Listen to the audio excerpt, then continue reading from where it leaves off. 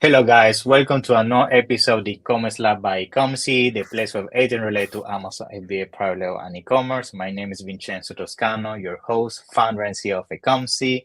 And today we bring you once more Justin Chen, a close friend of the Ecomcy family here. He's the co-founder of Food, which is an amazing service overall when it comes to helping you understand what are the best things around your brand, like what testing, split testing, the demography, the images, packaging, and so much more. And actually, they have a lot of things new into basically the tools that they offer, specifically around the AI, and that everybody's talking about AI now. And I can't wait to see how Pigful now is implementing this into the mix because they're already doing an amazing job. So let's see how AI now can enhance that even further. Justin, it's a pleasure to have you here on the show. So thank you for coming. How you doing? Good. Thanks for having me, Vincenzo. Yeah, it's a pleasure. So this one is the second time that we have you here on the show.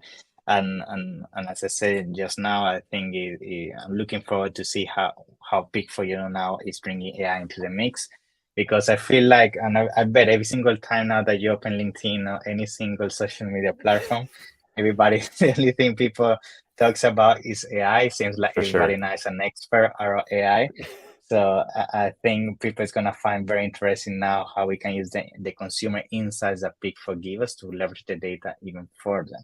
hmm However, before we jump into that, because I know we get new listeners and people into the community on a weekly basis, maybe you can just give us a quick insight about what is Pigful, and then of course we can jump on the AI side of things about how Pigful is integrating that as well. Yeah. Yeah, sure. So PickFood's a easy to use consumer research tool that helps you crowdsource feedback on any aspect of your product. So it could be as early as idea validation or maybe product concepts that you're thinking about selling, to branding and packaging and logos, all the way to your marketing assets. So maybe your main image or your marketing copy, kind of anything that you want to get feedback on before you launch it or before you invest a lot of time or money. So we have a panel of people that we tap into. We pay them to respond to these micro surveys. So the very simple questions like which product would you buy, which one would you click on? You could just ask a question like that, upload a few assets, and we'll immediately go find these people to vote on which one they like and give a written explanation why. And that's actually where you find a lot of the values, that qualitative feedback.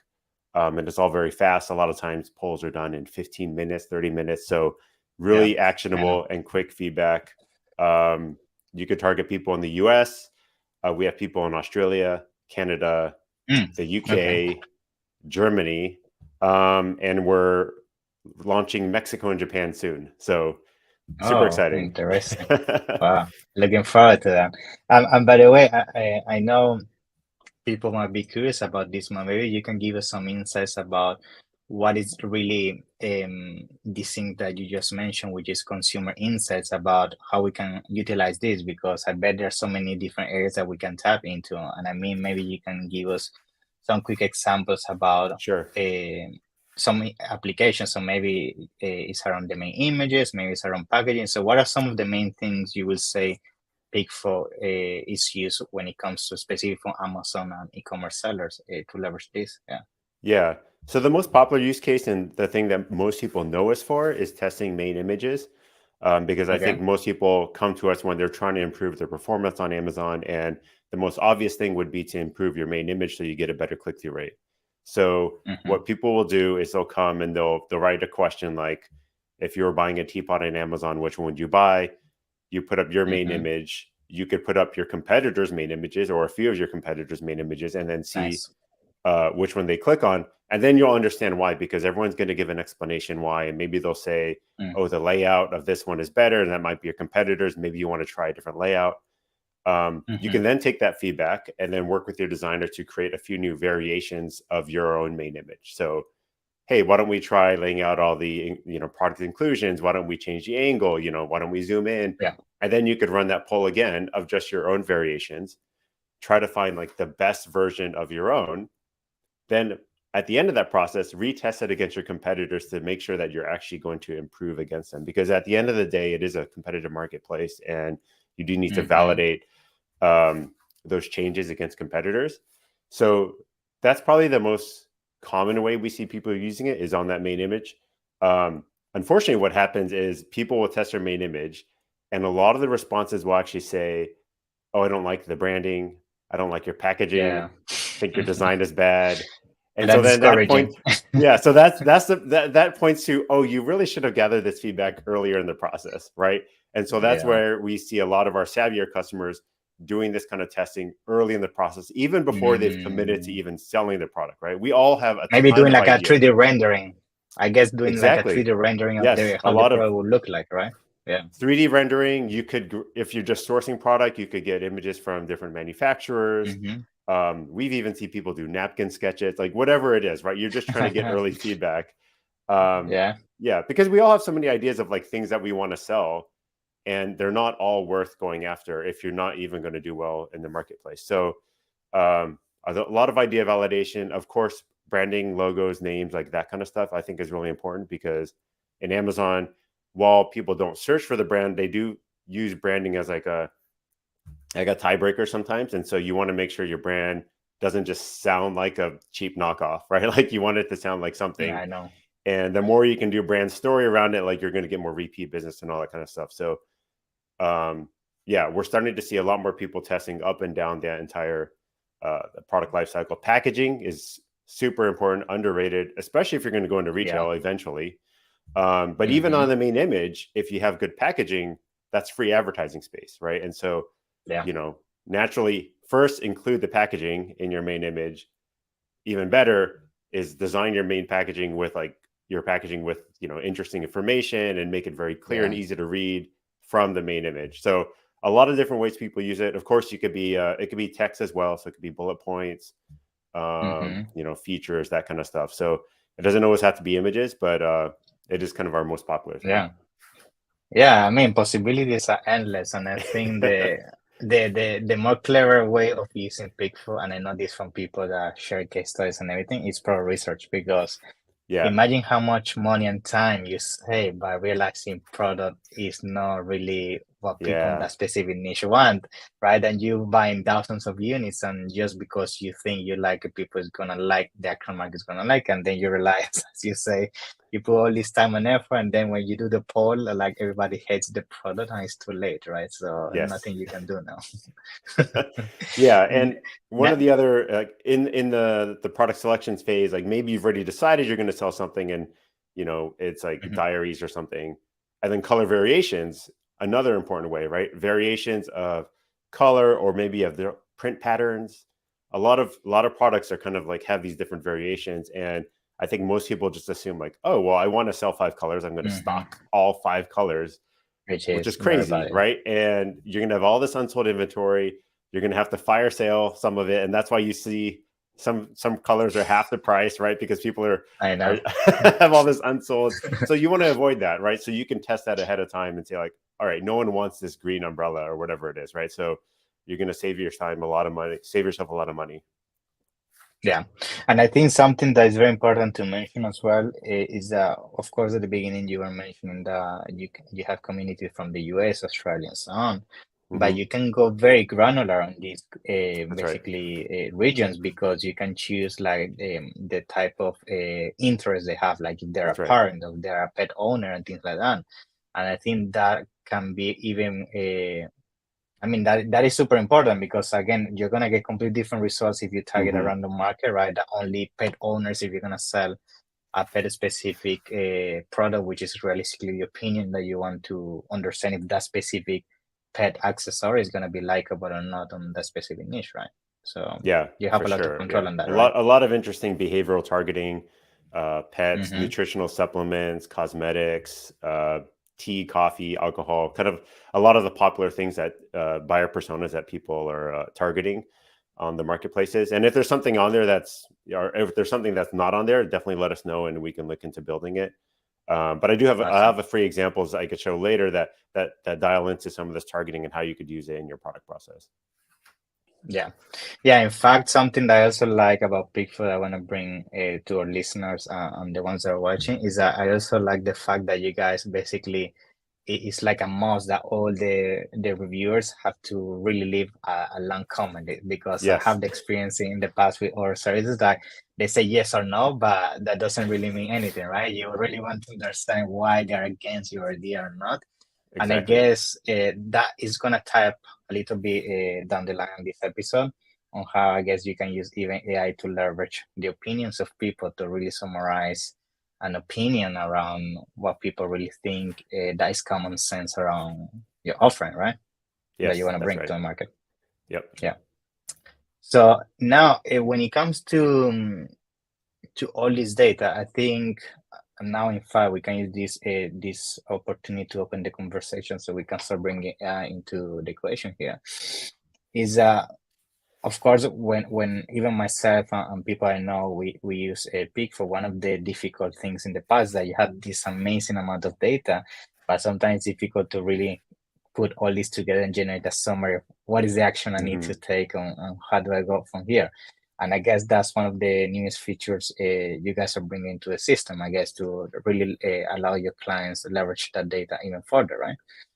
Yeah, that's right. I mean, I think real consumer sentiment plays an important role in Hmm. AI workflows, right? So like we're all using AI to generate a lot of content now. So first of all, I think it's important to remember that humans are buying your product. Humans are the consumers of whatever you're trying to do. So it is important to make sure that you gather human sentiment on Hmm. whatever it is. Like AI makes it easy to generate a lot of stuff, but you should still get feedback from humans. But what AI is also really great at is synthesizing a lot of data and kind of summarizing it, bucketing it, and that's what we're using it for. So, like you said, we focus on high quality written responses. So Hmm. everyone has to explain why they chose Hmm. something.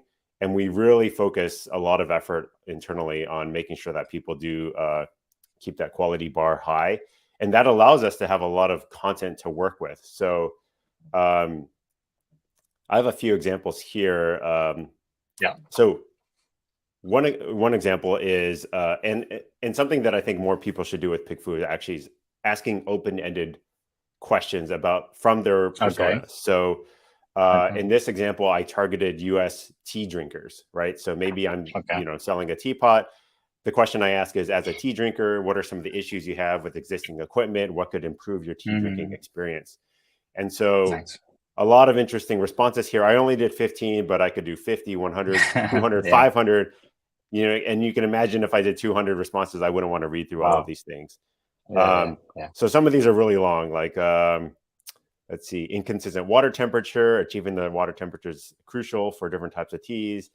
I would like a Hmm. better cup. I need a finer mesh filter. So a lot of detailed things. So the first thing we do actually is now every poll includes an automated executive summary that we use AI Nice. for. So you can take a look at that first before reading into all this detailed responses. But if we click on the AI highlights tab, we also have a couple other things.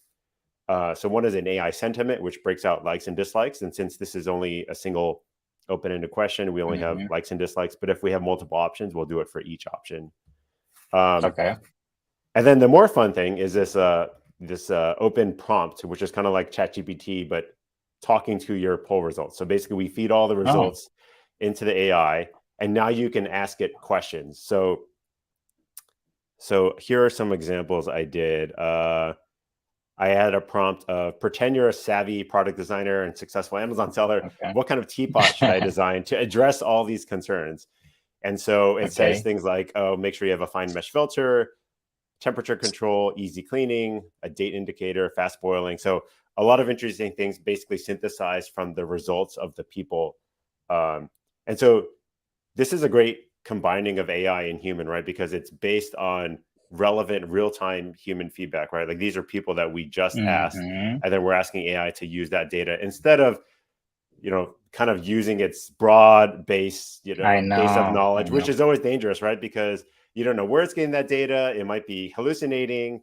It might just be Yeah. making stuff up. So when we box the context of like, all right, well, these are the people I care about, right? These are US tea drinkers Nice. or, great, UK tea drinkers or whatever it is. It's going to be a lot more useful AI results. Very good. Um, And let me ask you about this AI. I guess one of the nice things as well, maybe you can help us confirm this. Will this only use the insights that we're getting from the community that in this case we're purchasing these 50 to 100 people? Or is AI also using some leverage from external data to help us make this decision based on trends? Like, is that something AI considers, or is a closed loop at the moment when it comes to what we get? Yeah. yeah, I mean, if you ask a question that kind of allows it to tap Mm. into things, Open like it up. will use like its broader knowledge. Nice. But if you kind of specifically ask it to, like, here's an example. I said group the results and summarize them in a few bullet points, and Mm-hmm. it knows that I'm referring to these results as opposed to like drawing from the knowledge. In some cases, if you say like um, maybe you ask it to like, well, come up with, even when it's asking, even when it's coming up with new ideas, like it's probably going to draw That's right. from, its Yeah. its broader base of knowledge. But if you scope Yeah. it to say like, hey, give me a frequency count of these things, like it's only going to use the Mm-hmm. results. Awesome. Yeah, I think that's important because sometimes AI can help you think outside the box, and sometimes are Yes. things that Yeah. normal people we don't think, and AI somehow measures to manage to find this data for us. And if we combine that new idea with what people is telling us, we can come up with a better product overall, right? Yeah. Which in fact, will you then say with this new tool, and I'm asking this because if people want to start using Pick, maybe they have this concern that the more people we actually bring into rapport, then I guess the more accurate will be the insights in some sense because we have more data, I guess, right? Yeah, I mean, I think it'll be more comprehensive the more data you have. Okay. So in this case, Okay. like, there's only 15 responses, so not as many ideas, Yeah. or not as much concentration in certain ones, right? So maybe there's one who mentioned something really interesting, but since it was the only person, it doesn't get as much emphasis in the analysis. So I think it still helps to have 50 or 100 responses, but these were just kind of example ones that I did 15. Very good.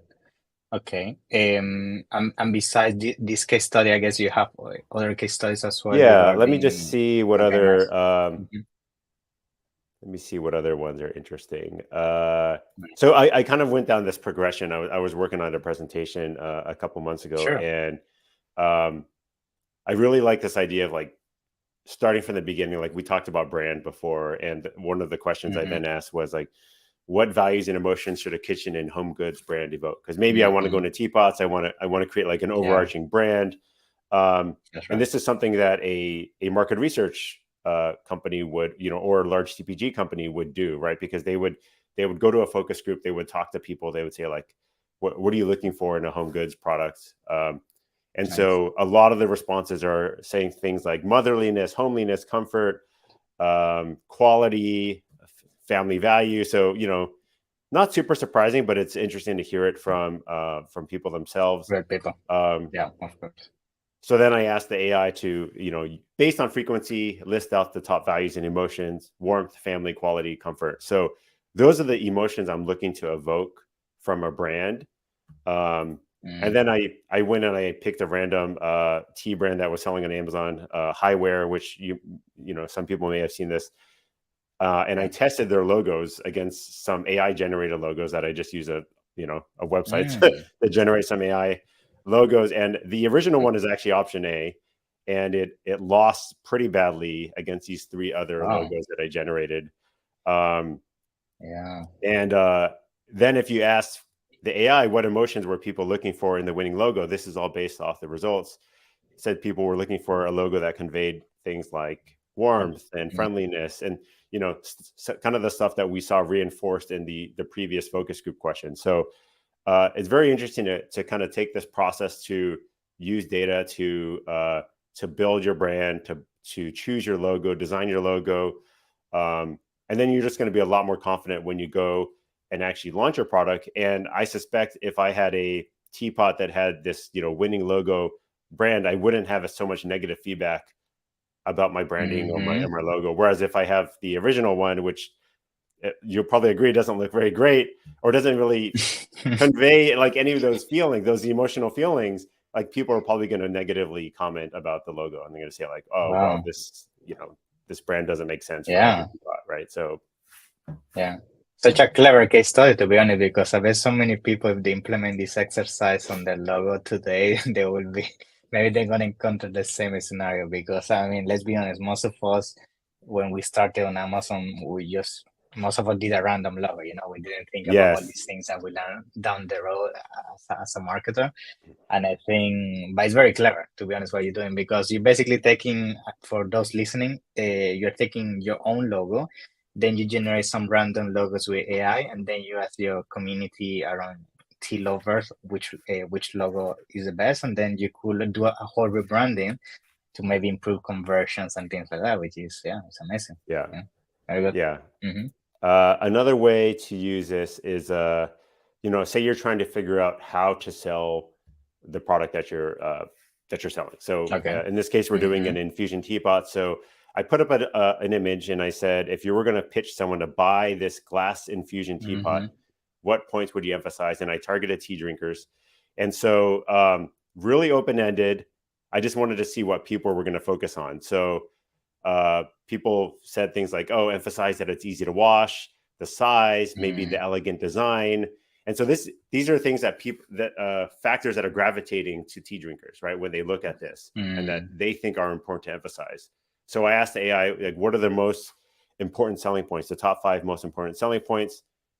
Based on the results, it said 1, transparency, 2, design, 3, quality, functionality, and material. Nice. And it actually gives actually wrote them out as bullet points. If you wanted to go and massage those, you could use them on your listing. So this is an interesting way to kind of back into the content by just asking people, because you want your product described the way that your consumers are thinking about it and are thinking about how to buy it. So it's a really nice way to see the content when you don't know where to start. Yeah, very good. And this AI, just for listeners and all that watching, is this, I guess, included with any kind of poll that we do at the moment, or is specific to specific polls? How is that working at the moment within Pixel? Yeah, so right now, because it's new, it's just included with all the polls. So if you just go run a poll, all the AI summary and sentiment are included, and then you could do three questions, prompt-based questions to the results. We're still trying to test it out and see how people are using it. Are they finding value from it? And we're just continuing to iterate on the different AI features. Good. Yeah. Based from your data, I guess maybe it's limited at the moment, but what do you think, or maybe just from personal experience, this is being used the most from specifically Amazon sellers? Where do you think this AI is being used the most at the moment in terms? Because maybe the listeners and the ones watching say, okay, that's what I need to do first as an Amazon seller. So maybe you can give us some insights about that. Yeah. I would say most people, because most people are still doing images, right? So I think most people are using the AI to ask more specifically about a given option. So here I'm showing an example of 3 different main images of a suitcase. It says, if you were shopping on Amazon, which product image appeals to you the most? Actually, this is against UK respondents. You'll see which one wins, right? In this case, option B wins, and you could read through the responses. But sometimes it's just easier to ask, what is it about option B, or what could I still improve about option B, right? Because even though it won, we're always looking to do better. So you want to make it better. Exactly. So the AI said, like, well, option B won, but here are a few comments that mentioned, things that you can improve. So like, that's awesome, right? Like, we could then take this winner, make it even better. So I would say that this is the most common way that we're seeing people use the AI, just kind of dig even deeper into specific options, or maybe one of the options was theirs and it lost. And so they're trying to understand, like, okay, well, I know option A lost, but like, how can I improve this, or things like that. Awesome. Okay. Good. One other interesting one we did want to touch was pricing. Very interesting. Okay. Yeah. So this is a kind of a complicated question, and but there's this market research approach called the Van Westendorp pricing test, and what it has you do is asking normally this is 4 different fields, and you ask your respondents what price is too low, a bargain, too expensive, and so high that it would be unreasonable. So kind of like trying to get you to theorize, like, the different prices. And so this is the question I asked, for this teapot, please describe your thoughts around these different prices. And so this is, people give all kinds of different responses here. So people write like too low, $10, bargain 20. So like, it's a lot of work to then take all this data and analyze it. And so what I did with the AI is I said, all right, I want you to use this model because it's a well-known pricing test. So I said, analyze the open-ended responses to determine the 4 key thresholds of the Van Westendorp pricing model. Then based on the results, give me an optimal price. And so it told me all the buckets: too low, 1 to 12 for this teapot, way too low. 5 to 35 seems like a bargain. 75 seems like it's too expensive. Up to 100 seems unreasonable. The optimal price point is around 20 to 25. And actually, if you go look online, like that is kind of like where the market is settling. So very interesting to do this if you're just starting out, you're not sure how you want to price it. Of course, you're going to look at your competition, but also interesting to see how people are thinking about it, because you can then go back and look at the response and see why they're saying 100 might be too much, or saying why this feels like a bargain at a certain price. Yeah, and this one, to be honest, I feel is such an important test to do, especially if you are the type of seller, which I bet you have met many of them, that they always say, "Oh, I'm gonna be different because mine is gonna be a premium product. It's gonna be deluxe and all that, right?" And then you actually encounter that even your premium design, when you put a picture of the premium design, people is not willing to pay the premium. It's actually a nice way, like just as you show in the screen for those listening, how even the product that looks premium as the picture you're showing, people is not willing to pay more than, as I can see, 2025. In fact, is saying that the upper limit is 39. So you're thinking 45, 50, that's it, you can't. Yeah. Cool. Good, very good.